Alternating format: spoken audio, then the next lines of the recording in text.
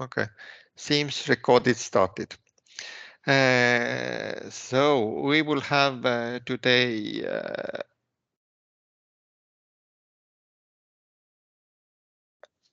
three presentations. So first we have Dr. Zander Venter from Norwegian Institute for Nature Research, and he will tell you about mapping of urban heat for the public health risk planning. Then after that, I will talk about one study we had a bit more a year ago about green inequalities in Estonian cities.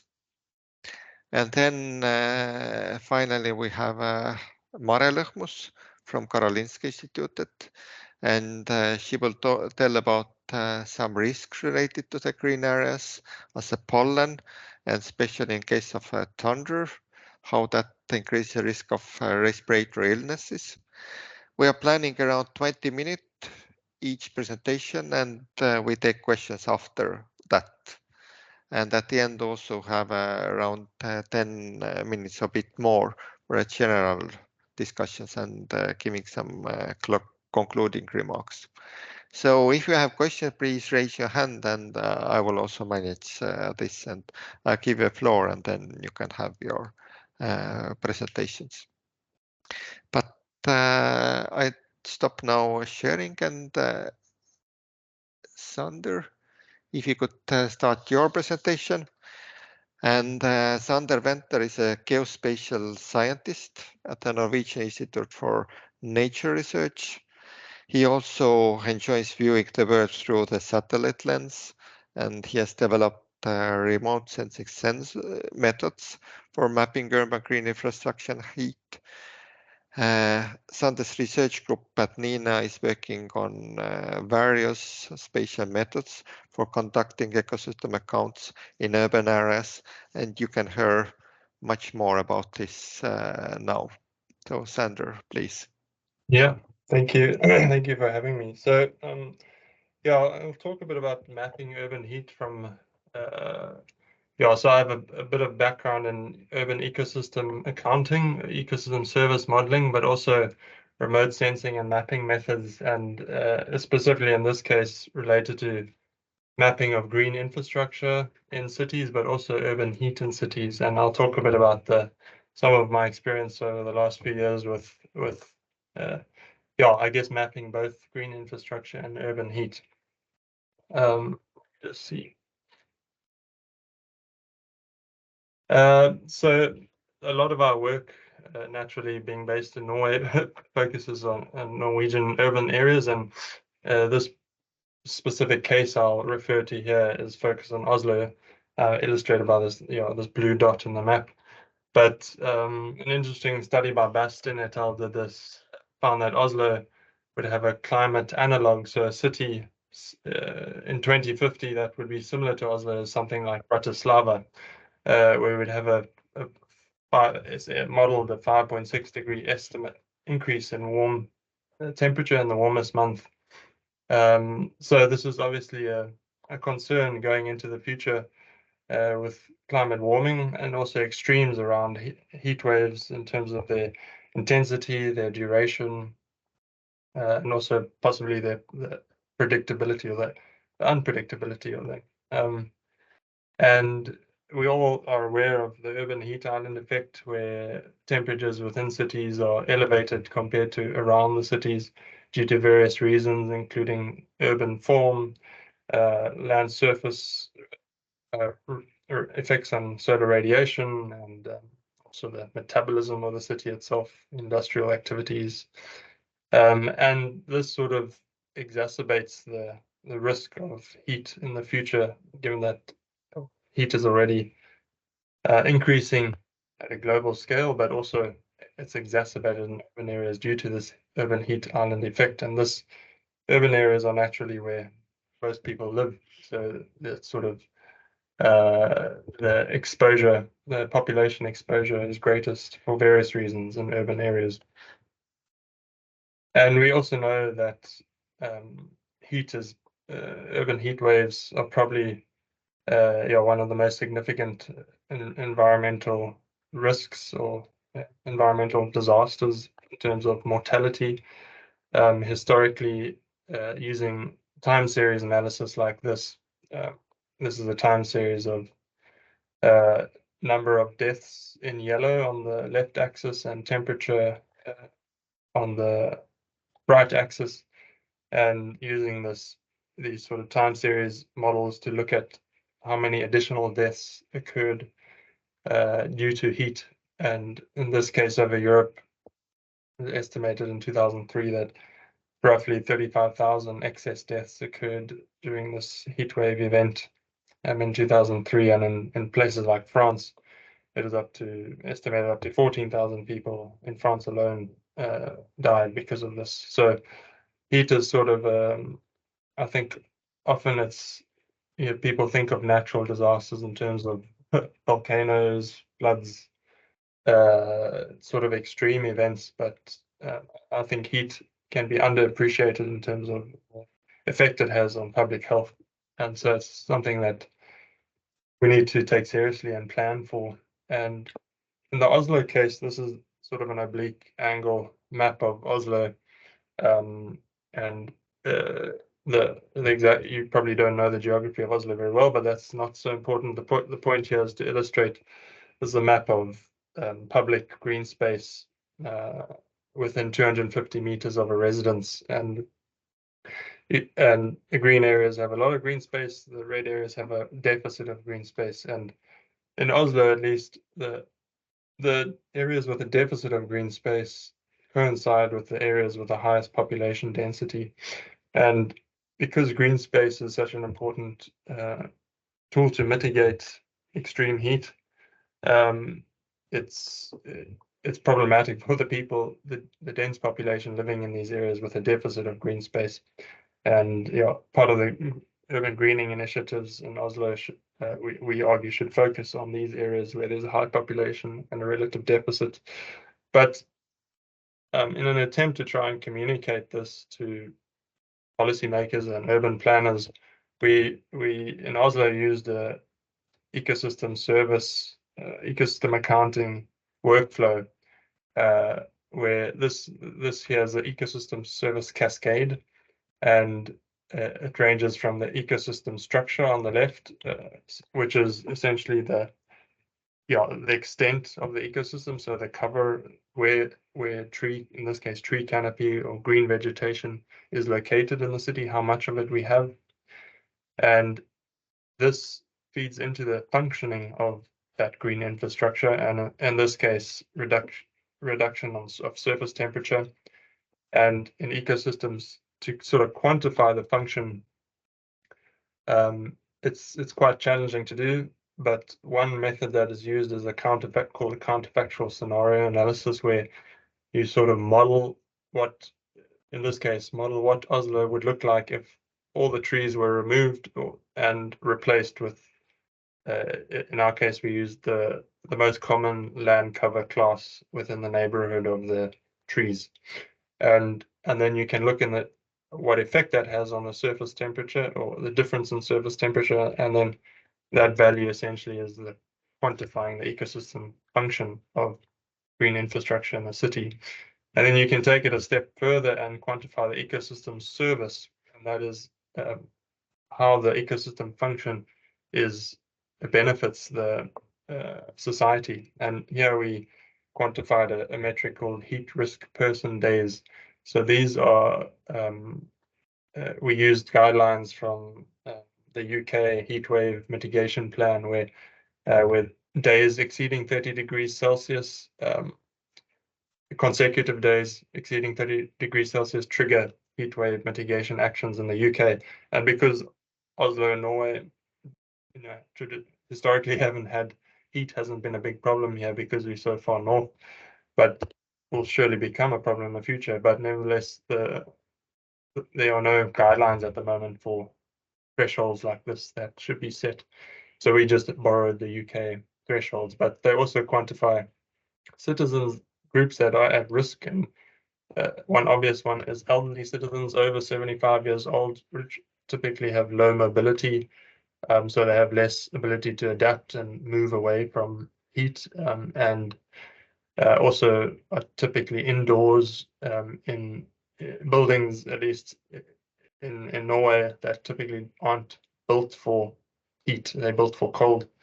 So we quantify this heat risk person days as the number of days where the temperature exceeds 30 degrees Celsius multiplied by the number of citizens in that area exceeding 75 years old. And I'll get to what that looks like spatially later. But so to model this, we use land surface temperature as measured from a satellite called Landsat 8. And this heat map on the left is a map of land surface temperature. The hotter the color, the hotter the temperature. And then we explored how that varies across landscape elements. And on the left axis here is the percentage cover of different landscape elements identified in this color key here.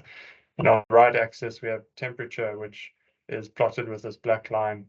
And you can see that as you move from landscape elements dominated by vegetation to impervious surfaces or buildings, and especially mid to high rise buildings, there's an increase in the land surface temperature. And this range is about from 10 degrees range. So we use that to essentially model this counterfactual scenario where we replaced vegetation with the most common surrounding other land cover class, where it's essentially paved surfaces, low, mid, and high-rise buildings, and we left water constant. And you can, this map sort of shows the per neighborhood, the increase in temperature under this counterfactual model. And here you can see neighborhoods in the periphery of the city where there is a lot of trees. Currently, in the counterfactual model, naturally you would have the highest increase in temperature because you would lose a lot of trees. And when we look at this specific heat wave event in Oslo during 2018, we see that the area of the city on this y-axis that exceeds 30 degrees Celsius increases these red bars on top of the green bars. Okay, the increase in surface area that is exposed to this sort of extreme heat, according to this UK threshold, under this counterfactual model, this counterfactual scenario. But then we need, so this is sort of a change in the ecosystem function, but to relate this to public health, we quantify the change in the ecosystem service. And to do this, we overlaid this map with census data on the distribution of elderly citizens, and then we can quantify this heat risk person days. So in a counterfactual scenario where all trees were removed, it worked out amazingly. I didn't mention, sorry, that we used LiDAR data to map the trees so we could count individual trees in the city. So we sort of did this at a per tree, per capita basis. But per tree removed in this counterfactual scenario, there's an increase in heat risk person days by approximately 1. So that's sort of 1 tree increases the heat risk for 1 person by 1 day over the city. And we published this in Science of the Total Environment. And it just illustrates a way of using ecosystem accounting as a lens to communicate the importance of green infrastructure in mitigating public health risk.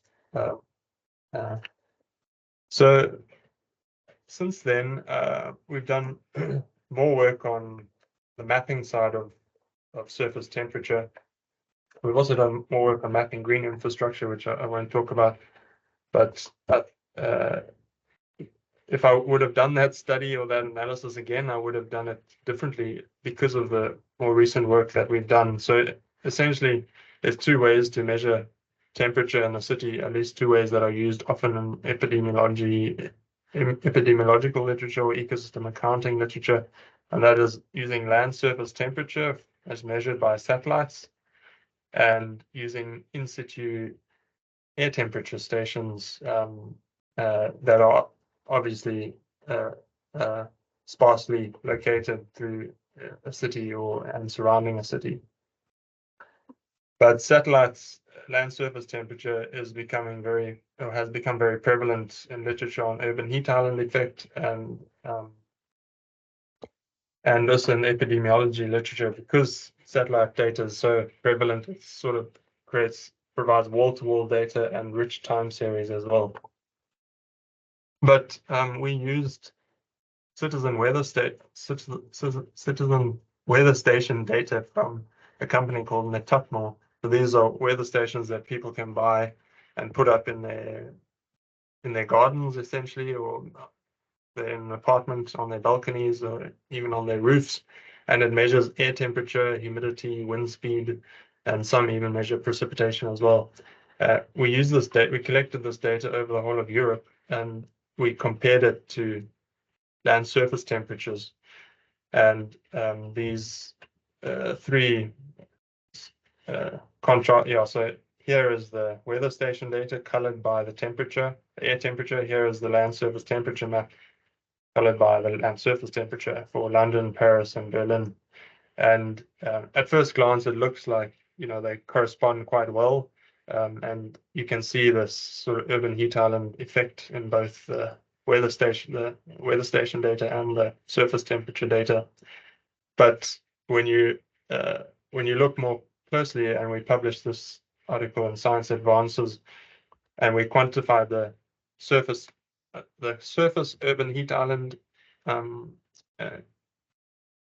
effect and the canopy urban heat island effect, which the surface urban heat island is measured using the satellite land surface temperatures. The canopy urban heat island is measured using the citizen science air temperature data. And we found that satellites produce a 6-fold overestimate of urban heat island intensity compared to in situ air temperature stations. And so the average surface urban heat island over Europe, and this was also during 2018, was about 1.5 degrees. So this is a contrast. Surface urban heat island is the difference between the inner city and the urban reference area, and the difference in that temperature. Whereas the canopy urban heat island was much, much lower, about 0.3 degrees Celsius. And the surface urban heat island exceeds the canopy urban heat island, in, at least in the European case, 96% of these cities. And this graph at the bottom here, when we look at the correspondence, the association between surface and canopy urban heat island, it's sort of very poor, very weak. So this work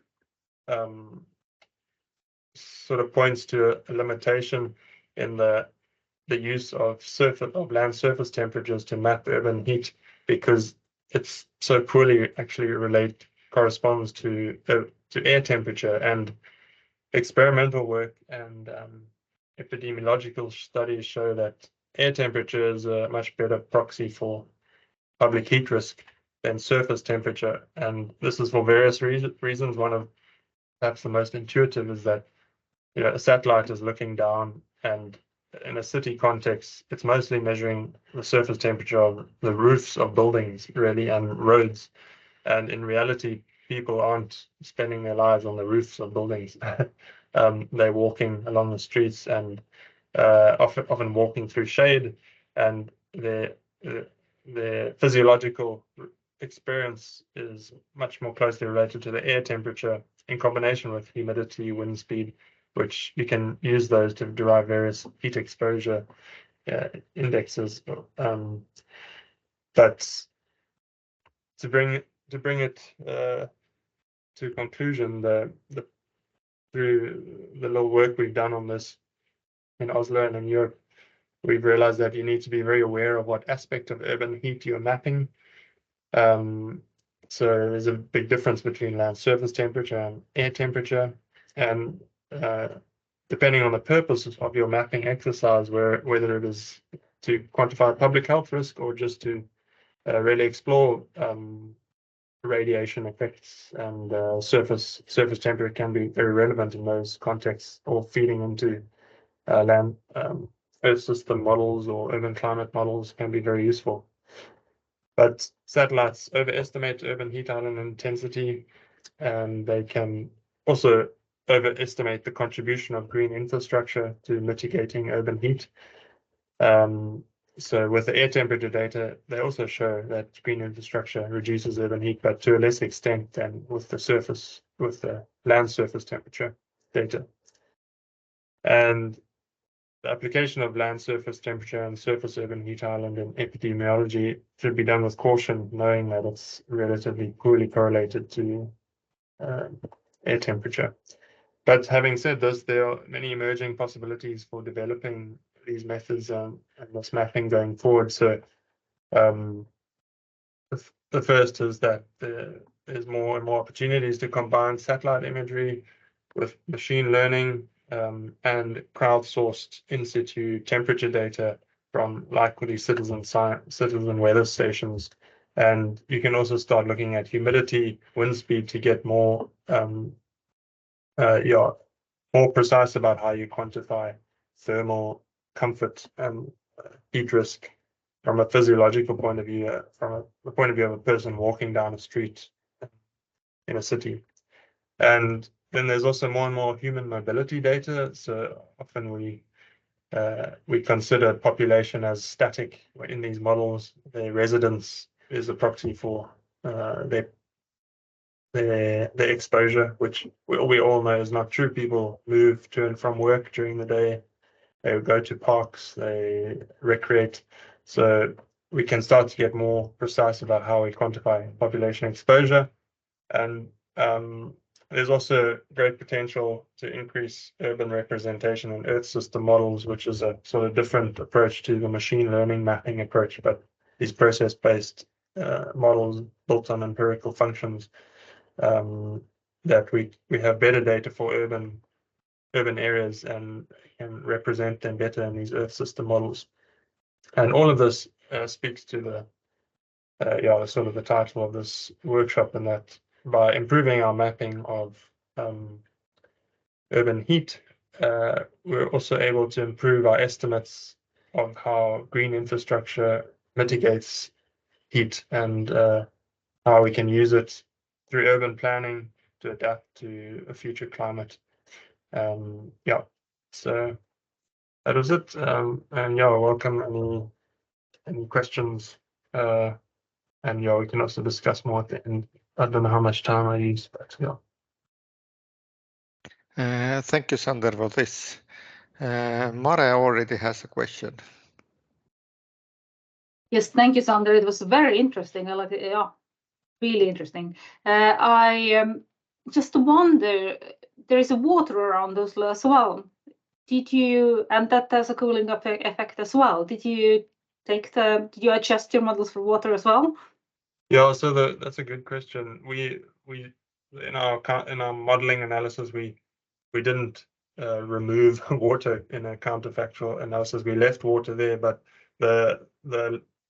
again there we were using satellite-based land surface temperature, and it's quite complex to the water surface temperature it's quite complex to include into the model in terms of the how the surface temperature of a water body affects the temperature experienced by population around the water body. So we didn't explicitly account for it, basically.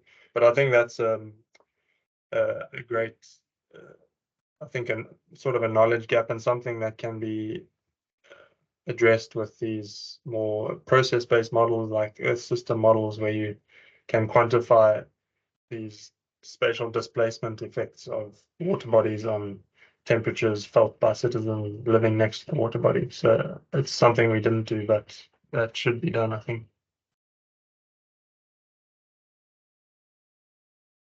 Thank you. Do we have more questions?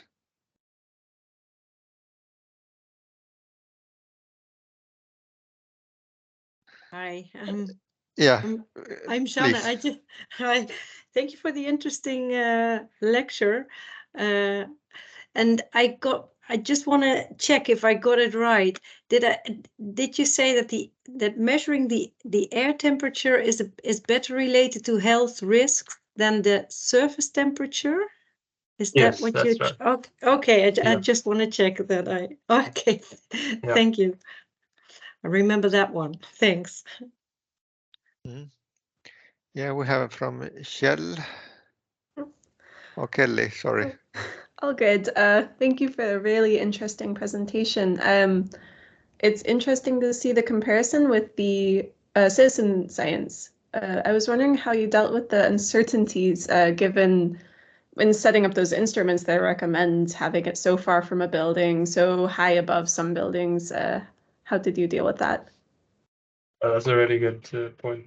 I think we followed. There are some published methods for cleaning quality control of the citizen science weather station data, and it goes a long way to removing extreme outliers and things that are severely affected. So a lot of these are influenced by direct solar radiation, and they proximity to buildings and walls, and so you can remove extreme outliers, but there still are some biases in the data. But we try to quantify this and correct for it using established meteorological stations across Europe, with the limitation also knowing that a lot of these meteorological stations have been designed to be outside of cities, so it's a bit difficult to calibrate them inside cities. But yeah, that's something that we try to communicate in the paper. There is uncertainty there, but since then, I think others have replicated it with a sort of research grade network, air temperature networks, and they find a similar thing with this difference to the land surface temperature. Okay, thank you. Anybody else? Okay, if not at the moment, then I will start my presentation and say my questions at the end. But I try share as well.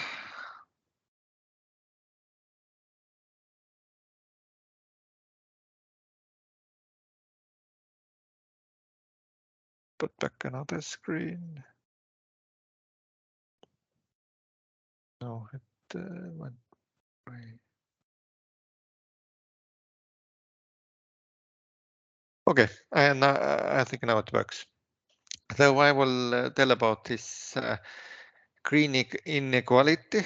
Though there is no kind of common definition on that, but this came when we made the study and tried to make a health impact assessment on urban greenness that has not really applied. And if we looked at different methodologies, that was a thing we saw that quite well communicates to the different public as well as decision makers. So first, I show you some cities we have in Estonia. So Estonia is also nearby Sweden and Norway, as for the other presenters. And then we have a capital is Tallinn, and then we have another larger town called Tartu. And this year has been, and last year has been quite special for us, because last year Tallinn was European Green Capital, and so this activity still go on. And from today, like we have a big opening of European Capital of Culture in Tartu, so there is a big celebration. So we have quite a lot of activities and also a bit, I would say, greenwashing going on in our cities, because if we see some trends that we have are not following that well, the green capital and etc., but you can decide that yourself. So we are showing us really good, but are those green areas reflecting what we're showing? That's another question. So about urban greenness and health. So I can show you one of the nice figures from ES Global from Barcelona, Spain, where they have put a figure how urban greenness positive effects of health of adults. So we have stress reduction, we live longer, there is general better health as well as better mental health. So our cognitive performance is better. So there is less known about some other health outcomes, such as sleep quality of cancer reduction, but those studies are also coming up. Green areas are also good for children because our children are getting fatter, they don't move sufficiently. But if they have a possibility at least going outside playing grounds, so their learning abilities are better, so they have a better coordination, balance, because they are standing, running, not sitting, so they have better social skills and etc. Another nice thing that IS Global has put up is this kind of global ranking. There is a database of urban audit cities that consists a bit less than 900 cities all across Europe. And then if you insert your city there, you can see your ranking. And 866 stacks actually the best position. So and if you have one, then it's a worst position. So and that's Tartu. So that means that we are below the average. Even if we come here, we can see quite a lot of urban greenness, but if we are looking compare us for the others, so we have quite a lot of challenges. So and they are using two indicators. One is green area and the other one is NVDI. So everybody can use and check where they are. And where the evidence of urban greenness positive sites comes first from epidemiological studies, where we usually follow the people or the data. So the most solid data comes from cohort studies, where we select a group of people and who are at the beginning not having health problems. And then we follow them, and one timeline they will get health problems, and then we see what they have been exposed. So usually we are say exposure is bad if we take pollutants, but if we think about green areas, then exposure usually is good, even despite some people are afraid of green areas. So because it can be dangerous, it can be quite threatening if you have never been there, and there are insects like ticks, so we spread different diseases. And a lot of people actually are afraid of urban greenness. And then we must give information about that those risks can be minimized, and there are a lot of positive sides. This kind of logical evidence can reviewed. And one of the best ways to review is systematic review, that you have a special scheme to collect the studies to see what has been there, what kind of methodology is used. And based on different study results, we also often make meta-analysis. And one of the recent meta-analysis has been done again from IS Global, where they calculate the hazard ratio. So you assess more or less mortality in different groups, and the groups who are exposed to the larger greenness reflected by NVDI, that I will explain in a minute, though they have 4% lower probability of dying prematurely. So this coefficient 0.96, it's a way good that it's below 1. That means if you're exposed to higher amount of greenness, your probability of dying prematurely is lower. Another set of experiments has come from the experimental studies. So the most common ones are used often in pharmaceutical studies, where some people are taking medication, others are not, and then you compare the two different groups. But there has been a couple of really nice studies from Finland where people have went those kind of experiments. In a picture, you can see people being in different environments. Like in the upper one, they are in a park. In the second one, they walk in a forest. And in a third picture, you can see they are in the middle of traffic in a city center. And then they measured two sides of the health. First, they measured mental health as a stress. And definitely if you're in a city center, your stress is increased, your stress hormone levels are increased. It's the same with cardiovascular health. Like if you're in the middle of the traffic, your blood pressure is increased if you compare to the people who are in the park or who are walking.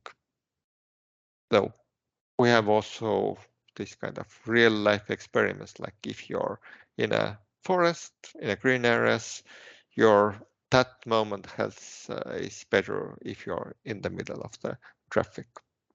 So we know quite a lot about this already now. But often that's not sufficient. So still people want to see how big is the effect for the whole society, and to reflect that very good methodology is health impact assessment. This has really widely used in case of air pollution. So maybe you have seen like millions of people worldwide die prematurely because of the air pollution. It has also been used for the noise. So also because of the noise, like tens of thousands of people in European Union die prematurely. But also nowadays we try to implement that in case of the urban greenness. But vice versa, because for the air pollution we say how many people die because of that, but we try to say positively, okay, if we save the green areas, if more people have access to the green areas, what kind of positive effects that might cause. For the here, we need 3 sets of data. So first we need exposure data. For the air pollution, it usually comes for the measuring, modeling. For the urban greenness, it can also be different kinds of data. But here we have to follow more or less the initial epidemiological studies, like the meta-analysis that I showed you some minutes ago. They used NVDI, and that's why you also had to use NVDI, because the coefficient that's between the exposure and mortality is based on NVDI, though we also must have more or less identical exposure data. Then we also need baseline population and mortality data. So the population often comes from the population registers. So we know where the people are. Like in Estonia, we also have a database where more or less we got the information for each resident, where they are living, how many people live in that house or a flat. And then we could see the urban greenness in 500-meter radius around them. And the mortality data that we cannot have like such details because those people are alive, but we can have that in a district level or like in the cities or in a municipality level if we go to the countryside, and we apply that data there as well. And then we have this exposure response function.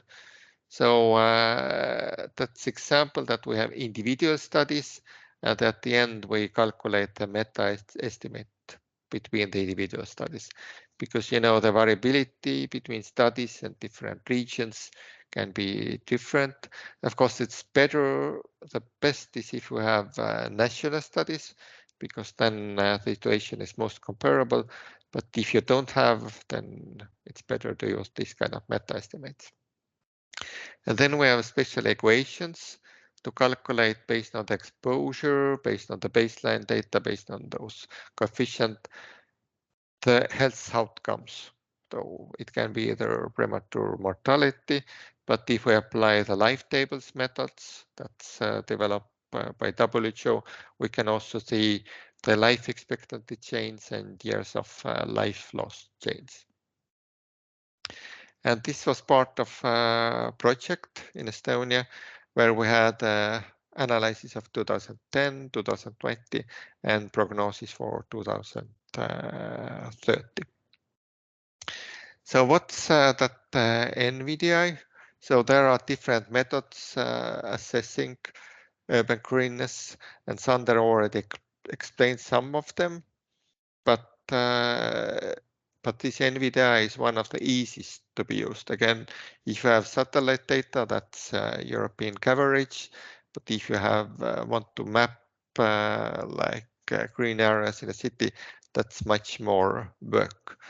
And if we have a large epidemiological studies, often we need a best case, like for instance, registry-based studies, we need data on hundreds of thousands of people, and then it's quite complicated to get it, but it's quite easy to get it from satellites. Of course, it's not perfect, and there are a lot of challenges, and maybe in all cases it doesn't work that well. But it measures if you have light is coming from the sun, and then how much the red light is absorbed and how much is reflected back. And if the plant is healthy, so they absorb more red light because they need that for their processes if they live. And then if they are stressed or dead, then they reflect more of that back. So, and the satellite measures the differences between different lights. And then we got the coefficient that in normal case is lower than 1. Of course, there has been also changes and in methodology. Just telling you that from 2022 there was a change in NVDI methodologies, though the data that we show that gives a bit smaller coefficient, and nowadays are in the process that many studies also have to recalculate the NVDI values, and that's why they are a bit smaller than some of the earlier data, but it's the same also for many other research groups that the current numbers are a bit smaller. So there has been some change in the algorithms that also how the NVDI has been calculated, but I'm not that expert in that field. So the NVDI values that we measured the summertime NVDI in 2010-2020, you can see some cities here like Tallinn is the capital, where we have around 0.24, 26. So if sometimes we tell about climate change, that's bad, and CO2 levels, but for plants, it's good because CO2 is food for the plants. And the increase of NVDI values in last 10 years, and this is actually 2009, 2010, and 2011. So 2010 is average of 3 years. So there has been increase of those levels because we have more CO2 and plants grow better. So this NVDI doesn't only measure where the greenness is, but also measures how much leaves they have and how well they are growing. Though we have a extra biomass because of the climate change, because of high temperatures, and because of the extra CO2. But then we put up also a measure called urban green inequality, where we compared like the residents that live, like the average resident, like in Tallinn or in Tallinn city center. And then we have also in city center, we have areas where we have a large parks that people can go there, have a walk, sports, and etc. Whereas we have residents that live where we have a big houses, where there is some, let's say, flower beds, some trees, etc., but not much. So if the person in a city center, like average, like in a city center is 0.2, but we have people that have a 0.1, and we have people that have 0.3 and 0.33 and 40. So the difference between the best greenness living residents and the average residents. So this kind of inequality. And if we see that like in a countryside, this inequality is much smaller. But if we go to the Põlva County, for instance, and Ida-Viru County is also like a lot of industrial areas. So there we have a larger inequality. But if we go to the city centers like Tallinn or Tartu, for instance, then the inequality is 2 times larger. So, for instance, in Tartu we have a really big green areas, whereas average people live in less green places. And then, of course, in a population trend, that we have an increasing population trend in Estonia, mostly because we have people coming in, and this process started from 2015, where we are at a breakpoint. Before that, people tended to leave Estonia, but now we have a trend that people are coming to Estonia. So we have an increasing population. There has been also increase in life expectancy and mortality, but then we got COVID, and doing those kind of impact assessment, you have to take that into account, and then we excluded the years of the COVID, because just now we are back on the track that we have an increase in life expectancy, but those years were exceptional, and if you do the impact assessment, you shouldn't take those years because you get a bit incorrect results, because they are not regular years in a way. And then we have those exposure response coefficient that I already showed you, this Rojas-Rueda study. If the air pollution coefficients, the blue ones, increase the mortality, the green areas decrease the mortality, and that's why it's other way around. Now you can see the results on premature mortality. So that means if we wouldn't have this inequality, that in 2020 all over Estonia we would save more than 800 premature mortalities. Just to give you a context, in Estonia during the COVID years, the mortality was around 18,000 cases per year. Currently it's around 16,000 cases. So that's roughly 5% of the total mortality that we have in Estonia that could be reduced if there would be more green areas. Also years of life lost, that almost 10,000 years of life lost, and life expectancy would be almost 0.6 years longer.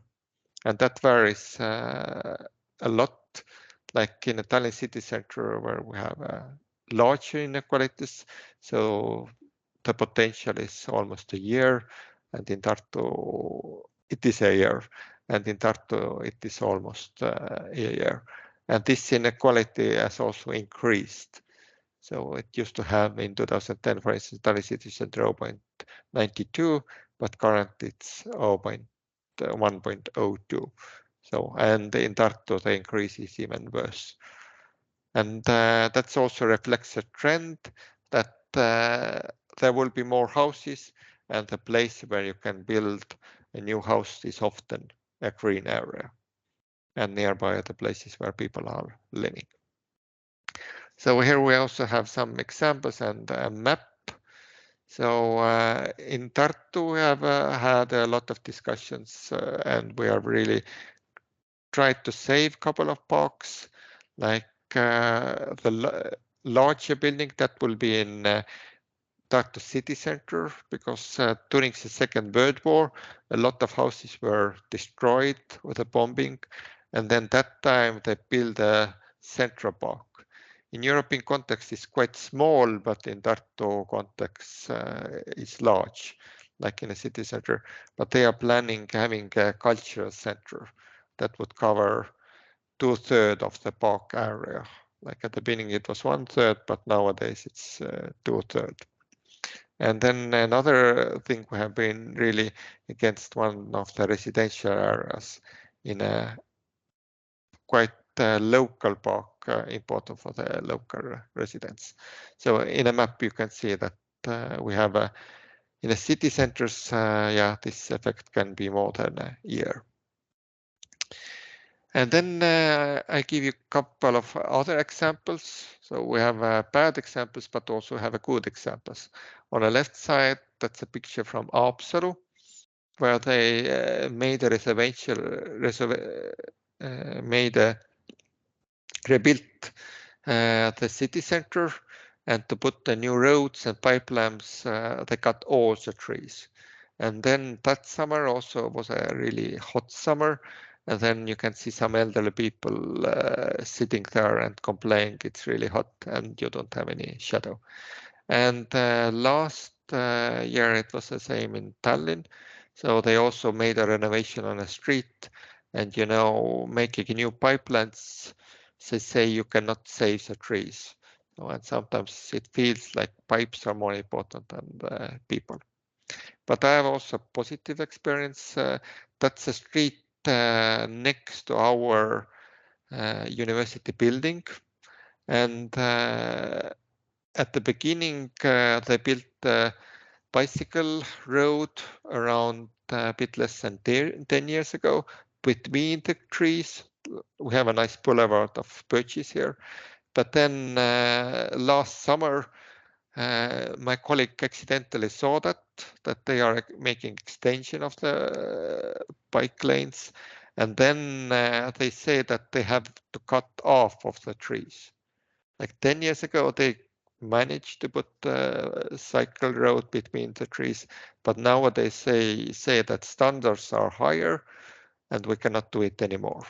But then there was a discussions and we won.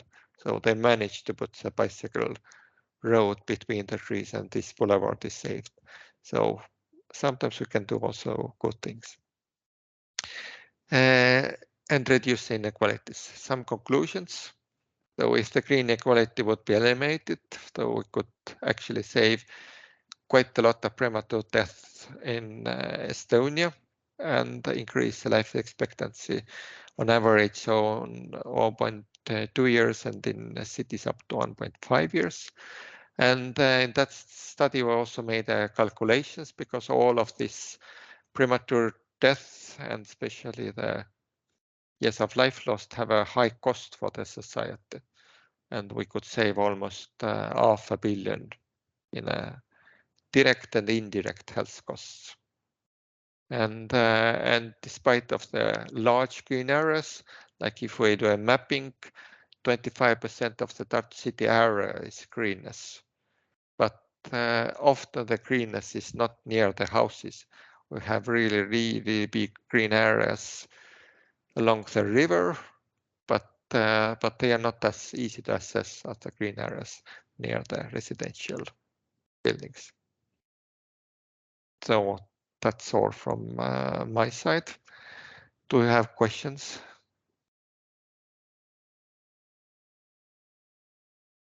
Yeah, Madiana. Hi, from Croatia. I would just like to say thank you, Hans, for the lecture, but I would like to think that your policy, government city policies maybe are doing well, because at the last picture where you show us the bicycle lane, my colleague biologist could say better, but I think that is the tree with a very high aero allergy index. Yeah, it is a birch. So maybe I'm hoping they will decide it because of that, and they will plant lower aero allergy trees. So that is maybe they're thinking about that, but like the common practice nowadays that they are not planting birches anymore, because of they are not thinking about the pollen, but they are thinking that they are quite difficult to kind of manage and take care of the birches. So there are some other trees that are a bit better to take care. But definitely that's a problem. And some colleague some years ago told me, like in Norway, there was an initiative that Allergy Association even first started or made a donation to plant the trees in the city center, and then they planted birches. So definitely, if you think about pollen and allergies, Yes. and about climate change, because with the climate change, we're expecting pollen levels to increase. Because again, if we have more CO2, the plants grow better, and the pollen amounts are expected to even double by 2050. And excuse me, do you monitor pollen regularly in your city and state? Yeah. And do you have web open databases for the population? Yes. Yeah. We have a open database that's the same system as for air pollution monitoring. We also have a pollen monitoring, and we have 4 pollen stations across Estonia. City. Like City or state? City, in 4 cities, and also like in countryside, it's more kind of challenging. We have one more or less countryside measuring station in a large island. That's not that much city because it's such a small place there. But in cities, yeah, we are monitoring, and this has been done manually, but we are in a process to also have an automatic monitoring, because the data, the main issue is that the data is not immediate. If somebody takes the samples and then they have to count it, so it all takes time, and the data comes in few days. But we are not myself, but the Estonian Environmental Research Center, they are nowadays looking for the system that there are systems that automatically can also count the pollen. Yeah. So the government will invest in automatization of the air allergy monitoring. Yes, yes. Great. Yeah. Because in Croatia, we still have a fight about that. We are trying to engage the government and show them that it's also part of the health impact assessment, but they are trying to escape of that obligation. And it's great to hear that they cannot say it's not normal to monitor that. They're trying to say to us it's not a problem of health, it's a problem of landscaping, agriculture, and like that. So, okay, thank you. Yeah, and there are even more challenging problems related to the pollen that Mare will tell you about in a minute. That if we have a big thunderstorms, then this pollen can be especially dangerous. So I think it's nice to follow your presentation now, if we already started with the pollen. And Mare Lõhmus is an associate professor in Karolinska Institutet, and she's also a specialist in climate and health at the Center of Region, Stockholm. Her research has mainly centered on studying the physical and mental impacts linked to urban greenness exposure, but she has also participated in several European research initiatives that also makes links beside urban green, also urban blue, climate and health.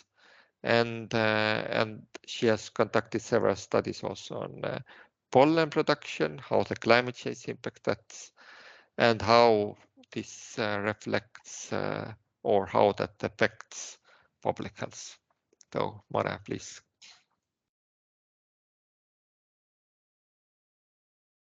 You are muted as well. Yes, my screens do what they want to, and then the microphone button disappeared. But you can hear me now, I hope. Yeah, works well. Okay, and you can see the presentation. The slides. Okay, yeah. Thank you. So thank you for everybody who is listening already before you listen to me. As Hans already said, I'm going to talk about thunder pollen and the increased risk for acute respiratory illness. It's also the thunderstorm asthma, it's also called.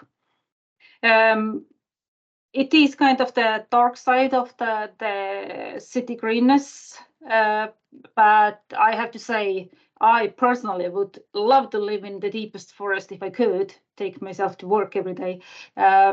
So I absolutely don't think that we should take down all the trees. let's see. So my plan here is to first talk about what the thunderstorm asthma is, how it could be affected by climate change, and finally then describe our first study of the topic that we did in Stockholm County. So thunderstorm asthma, that refers to an increase in episodes of acute respiratory illness in connection to the occurrence of thunderstorms. The mechanism of thunderstorm asthma are not entirely understood, but the events are thought to be caused by exposure to airborne allergenic particles such as pollen grains and possibly also fungal spores. The name of thunderstorm asthma is slightly misleading, as it sounds like it only bothers people with previous asthma diagnosis. But during these events, also previously non-asthmatic individuals may experience acute bronchoconstriction, and it is definitely a health problem that can strike without warning. And there is also concern that because of the climate change, the episodes of it will become more frequent. So what is thought to happen is that at the formation of the thunderstorms, the rising winds sweep the pollen grains up into the clouds. And in the clouds, the pollen grains rupture into microscopic fragments that are less than 2.5 micrometer. And then with the help of the dry gust of winds that usually precede the rain, these fragments are swept down to the ground level and directly to the faces of the poor unsuspecting people. And whilst the pollen grains are usually too large, like more than 20 micrometers in diameter, to penetrate and that cannot penetrate deep into the human airways, then these fragments are absolutely small enough to travel deep into the small airways. According to literature, there have been about 29 events of thunderstorm asthma since 1983. The first officially registered case happened in Birmingham, UK, and the last one that I know about was in 2018 in Yulin, China. The world's largest epidemic thunderstorm asthma event happened on the 21st of November 2016, and then it was in Melbourne. Thousands of people developed breathing difficulties in a very short period of time, and there were several fatalities during this event, and thousands of people needed medical care. Now, in the literature, it's usually the grass pollen that is the aeroallergen that is most often mentioned in connection to thunderstorm asthma events, but in about 40% of the cases, like events, also fungal spores are under suspicion. And less than half of the people affected have history of asthma. But it is rather common that the affected individuals are sensitized to pollen. And after the sad story of Melbourne, Australia, for example, they made such warning home pages that you can go in and see where in Australia the risk of epidemic thunderstorm asthma is highest, and how high the risk is. Is there a climate connection? Well, meteorological changes are not my area of expertise, but looking at the predictions from others, then yes, the frequency of severe thunderstorms across Europe is expected to increase in the 21st century due to the rising meteorological instability. But the prognosis is not uniform over the whole globe, and different trends are expected in the United States and Europe, for example. So with the frequency in severe thunderstorms may increase in Europe, then in many places in the US it may actually decrease. Does climate change affect pollen production? Very easy answer. Yes, it does. Climate change affects it both short term and long term. It affects how fast something grows, when does it produce pollen, and also the number of allergens in the pollen, and also in the long term where something grows. So new species and new kinds of pollen are coming in to new areas. And if we take quickly a look at the study we conducted in Stockholm, and just in Stockholm because it's unfortunately the only place in Sweden with such a long period of pollen data available. And we looked at trends in the pollen season about during a 40-year period, and there were quite clear trends. So the early pollen producers, just like birch and oak and other deciduous trees, they both start earlier, but they also end earlier than for 40 years ago. So the pollen season there has not changed. But when we go to, for example, grass and mugwort, then especially with grass, it may start a little bit earlier, but it absolutely ends much later.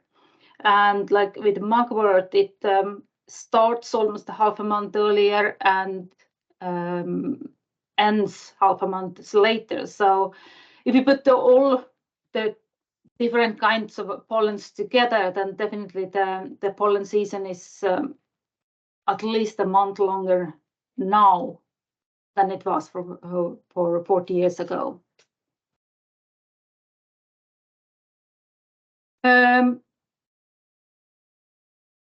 So coming back to respiratory health and thunderstorms, while there are several records about thunderstorm asthma episodes in Australia and UK and US, there is almost nothing from Scandinavian area. At least I haven't found anything. So we decided to have a preliminary look at if a combined exposure to thunderstorms and birch pollen in Stockholm area is in any way associated with the number of outpatient visits due to respiratory symptoms.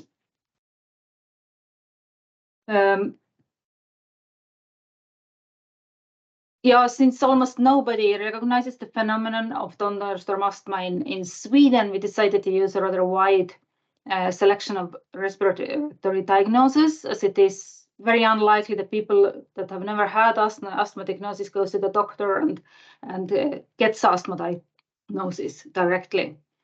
And also in the Northern Europe, as we already talked about, this birch, that is the top-ranked producer of aeroallergens, and the major cause of allergic rhinitis. The study period was May 1st to September 1st, 2001 to 2017. And just a moment. And these thunderstorms very rarely occur here in Stockholm area before or after the summer months. We got data about outpatient visits from the National Patient Register, and the data about thunderstorms came from the Swedish Meteorological and Hydrological Institute, and that data expressed the number of lightning discharges per day. And then we had the daily concentrations of ambient pollen. That data came from the Palynological Laboratory in Stockholm. And then we used time series analysis with log linear models and adjusted these for short to long time term trends, air pollution, temperature, humidity, air pressure, and wind strength. And why we had to choose for time trends, you can see the figure here that shows the number of outpatients visits, and that Stockholm has grown and that the number of visits have grown with that. So we had almost 800 days with thunderstorms during the study period, and almost 1,000 days with ambient pollen with ambient pollen. And then we had 272 days with the simultaneous exposure to the thunder and birch pollen. We found no associations between the number of lighting discharges and the number of outpatient visits, but we detected a positive relationship between the number of outpatient visits and birch pollen concentrations, and between the number of visits and daily air pollution levels. But yeah, what did we find then? I think this is quite a nice pattern. So this table shows the increase in the number of daily outpatient visits on the day of the thunderstorm compared to the days without thunderstorms at different pollen exposures. So the gray man, they represent the patients, amount of patients, the number of patients when there is no thunderstorm at different levels of pollen. And then there are the 4 categories of how strong the pollen, how much pollen there was, and also how strong the thunderstorm was. And it seems that the statistically significant increases can only be detected when the magnitude of the thunderstorm has been very large, or if there is a high concentration of pollen. We looked the same thing for the day after. And the pattern is similar, but you can see that the numbers are even higher. So there could be like up to 40% higher number of outpatients after a day of a heavy thunderstorm and a lot of pollen. So what should we say? It is possible that co-exposure to heavy thunderstorms and high concentrations of birch pollen affects the respiratory health of the population in Stockholm County.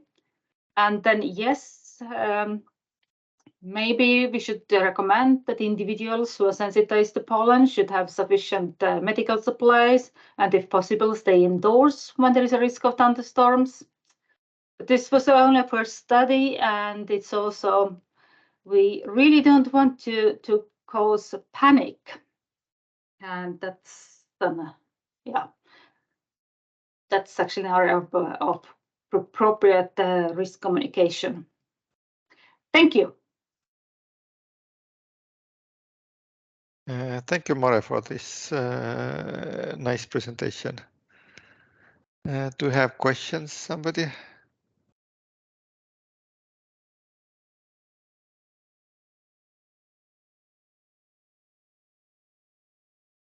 Okay, then I have. How much people have reacted on that? Have the local kind of local people, or let's say some patients, picked up the information, or local government? Well, we haven't tried to spread it so much. It has mostly been in academic and some, mostly academic people that have talked about that. Some people have said that they do recognize it, and that they kind of recognize even if there only been rain, and that also fragments the pollen, and that they have like more severe asthma attacks after that. So yeah, we don't know yet. We're very cautious here. But is it just birch pollen, or there is also connection with other pollen? We have looked at the birch pollen because that is what we have most of. But then we actually quickly looked at the grass pollen as well. But that's lower concentrations and much longer period. So we didn't find there anything right away. Maybe we could find it in some other cities in Sweden, but not in Stockholm. We didn't. Yeah, because I'm thinking like in July you have a lot of grass pollen. Yeah. And where you have more thunderstorms. Yeah, that's true. I actually thought that it would be, but it's not. it was not. Yeah. Okay, Matiana. Sorry, one more question, but it's comforting to see that up north you also struggle like we here in Croatia. So basic question from epidemiological point of view. Mare, when you gather the data, please tell me, do you struggle like I do in Croatia? I have to send an email and ask for the data about the hospital admission rates, and then somebody from national level puts the data on the safe place in the cloud and I take it. Or maybe you have, as I know in Karolinska, everything is like open, and with the user and password, you enter at the database that is open for the key national points of researchers. How do you gather the data for the hospital admission days to correlate that to the aeroallergy levels? Is it like more open, or do you have to struggle for each project and the research you write the, I don't know, special applies or something? Or do you have like entrance with your name, user, password, and enter and export the data in Excel? Well, it is available, the National Patient Register. The data is available, but it's very properly and hardly controlled. So every time you want to use, you need an ethic permission that you have to show them, and then you apply what kind of data you need. The problem is that they have very much to do there, so it takes months before you actually get the data. But then it's like delivered in a secure way, and usually it's you don't know who the people are. They have the key. They have the key there. So well, it takes, the data is there. It takes some work. It takes some time to get it. Absolutely. Okay, it's comforting. Okay, it's not complicated only in my country. Okay. Thank you. Yeah, it's not. It's the same in Estonia. It takes sometimes several months. First, you have to make ethical applications, and then, if you are lucky, then you get in few months the data. And first, ethical committee in your institute has to approve it, and then ethical committee in a national register also, or only they need ethical committee decision from your institute? We only have the national one in Sweden now. They have Really? reorganized, so there is a web page with their all applications. You go there and you apply. That and you is the want to better. add something to your study. Of course, you pay for that. You pay for everything. You pay for data when you actually, you don't pay for the data. You pay for the work the people do to take the data and send it to you, because it does take time. And how do you co-finance that, through the projects, or do you have continuous a fund from a national or local level, or your own budget from Karolinska Institute? No, it's only projects. Only The money from always project. comes from the projects. Okay. Okay. So you just budget when you apply for the project, you correctly budget the amount for that data processing. Yeah. From, okay. Okay. Thank you. Yeah. No problem. And beside that, there is also data management legislation and etc. So that's also we have to take into account, because we have a GDPR and the data usage and the contracts between the data provider and who applies the data though. Yeah. But I can say that in Sweden they now has like several academics and research institutions have got together, made a platform that you can never take data out from there, but you can go in there, and there are all these programs for analyzing and GIS programs and things. You can do your analysis on their web page. You never see the data, but you kind of do everything there, and then you can just take the results out when you are going to. So that system has been developed and can be accessed by scientists. So that is kind of easier, because then that it's also more secure. The data never leaves them, and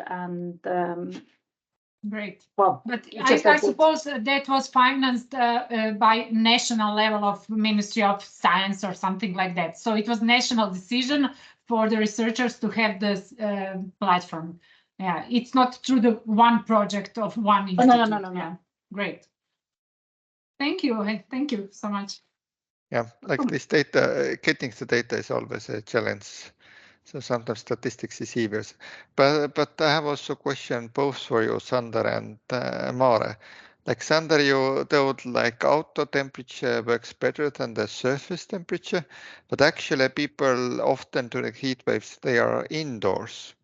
So if you take that temperature also into account, would that be even better measure than the outdoor temperature? Yeah, that's an excellent question, and that is sort of ideally we would be able to measure indoor temperature, or at least have some model which can take into account the building form, and if you had information on building material, you could get a proxy for the indoor air temperature, because that is, you're right, what I think most heat exposure deaths typically take place indoors amongst elderly. So that is the end goal. But I'd say that air temperature outside, ambient air temperature, probably correlates better with indoor air temperature than land surface temperature does outside. But yeah, there's a lot of sort of knowledge gaps because indoor air temperatures are so difficult to obtain. But it would be ideal to get that. And yeah, I just actually received, I'm very happy about the two large, one of them was a very large grant to measure indoor temperature in Sweden and then combine that with health data. Oh, that's exciting. So we are just starting up the project, and this summer will be the first health season. But have you looked at the literature? How well do they correlate in other countries, outdoor and indoor temperatures? The problem is that you can't compare countries really. The building culture is so different. I know I lived in Vancouver myself, and the house, the building quality and the window quality, and it's very, very different. So the indoor temperatures change much more quickly in Canada than they do in Sweden. At the same time, it's also, I can absolutely tell that Swedish homes are not made for warm summers. But in European Union, like we have a new plans to insulate the houses to save the energy. Would that also change how resistant are the buildings for the temperature? Like summer, because we insulate for the winter, but do it also help for the summer? It buys us some time. It depends a little bit how long the heat wave is too, because after a while the 2002 get overheated, and it's very difficult to get the temperature down. We experienced that 2018 in Sweden. And there was the so-called passive houses that you don't need to add heat, but during the summer they did not function as they should, and then there was a discussion if we should have AC on that, but then they're not passive houses anymore. So okay, during the heat waves they must be also active houses. But is that also studied if you have big trees near the houses? Would that also affect indoor temperatures? Yeah, absolutely. And that's what we actually are planning to do. And I was going to contact Zander about that too, that when we are, it will take 4 summers to get all the data that we are going to gather. But after that, we absolutely would like to do some GSPACE-based assessments and things. So yeah, look at trees and look at greenness and all those things. Yeah, because what I often see, like they cut the big trees and they say it's no problem because we will plant new trees, but it takes a couple of decades at least to get big trees. Absolutely. But I also would like, I mentioned this urban greenness, and people are afraid of greenness and ticks and etc. Have you experienced how to communicate? Just one thing, you know, Yeah. ticks are not insects. Never say that. Yeah. Okay. Yeah. Sorry. They are Spiders. Spiders. Yeah. Yeah, Yeah. They are spiders. Yeah. Sorry. Regarding those, have you experienced how to communicate this kind of information, and how to say people that you shouldn't be afraid and you should still go to the urban greenness? Well, you have to tell them what they can do. You can have protective clothing. That is actually the best thing to do. There are some sprays that work on the shoes as well, but the protective clothing is the main thing. And but yes, they definitely are there. And also that with the climate change, because I'm in the forest and I'm mushrooming very often, and I do it until the snow is covering it. So it's sometimes in December, and I can see that even if there is negative temperatures during the night, like freezing overnight, it doesn't help if it's the average daily temperature is above 0. There will always be, and especially children, that they go down there and roll in the moss, and so you can still get the ticks. But it's protective clothing, and always check after you have been in the wilderness. But how about cutting the grass in the cities? Because we have had discussions like in some areas. So we should reduce cutting the grass because that takes a lot of fuel and energy, and decrease the biodiversity. Like if you have a lot of flowers and high grass. But some people say that if you cut the grass, then there is less place for ticks in cities, and that's why it's good to cut the grass.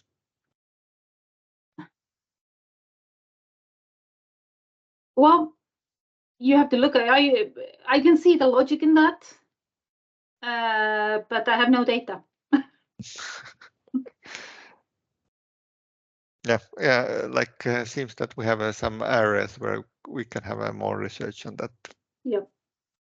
Yeah, because in a way, tell the good things and also explain what are the obstacles of the green areas, but say that we can diminish those risks and we can adapt and etc. And you should absolutely, definitely vaccinate against TB. Yeah. But you cannot vaccinate against borreliosis, and not yet. Not yet. Yeah, because that's one is virus and other is bacteria, so they are more complicated. Does anybody have some questions? I think it's silent. Yeah, it's silent, and we are exactly 11. So I would really thank you, all the presenters as well as all the participants for this workshop, and it will all the recording will also available in this ENBEL webpage. So thank you very much. Okay. Thank you. Bye.